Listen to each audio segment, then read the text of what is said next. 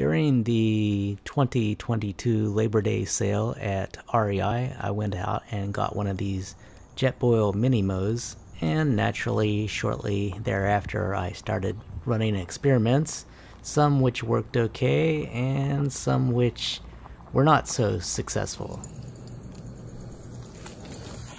That was actually good, by the way.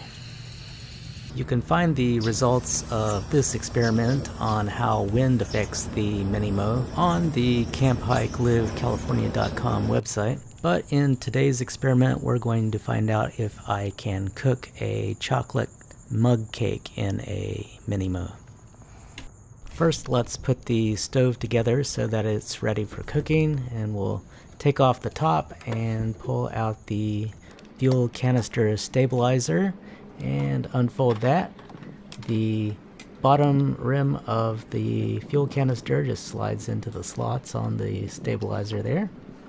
For the stove, we don't need the secondary attachment that comes with the set that allows us to use the stove with other pots, since we are going to be using the MiniMo pot. And all we do here is screw the stove to the canister, unfold our pot handles and detach the hard plastic bowl from the bottom, and lock the pot to the stove with a twist. At first I thought I could make a aluminum foil cup and just add some crumpled up aluminum foil to the bottom of the cup to give a little area where heated air could rise up and cook the mug cake. And here we are with our aluminum foil cup sitting on top of our aluminum foil balls below. For the recipe, I used 1/4 of a cup of sugar, then about 2 tablespoons of unsweetened cocoa powder, maybe a little bit more. And I don't think anybody would blame me for adding even a little bit more. I didn't have baking soda, so I used this baking powder and used half a teaspoonful or so. Then threw in 1/8 of a teaspoon of salt, 3 tablespoons of milk. You could probably use powdered milk to simulate the backpacking experience, and 2 tablespoons of canola oil. Again, use oil packets if you're out camping.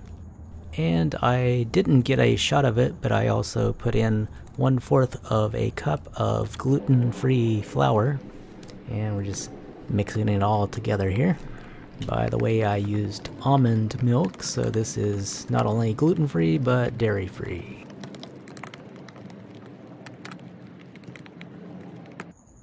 I fired up the JetBoil and put the temperature on low.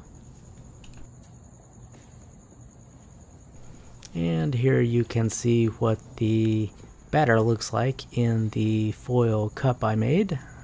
Unfortunately, this particular cooking method failed and the flame started to burn off the anodized aluminum coating on the bottom of the pot.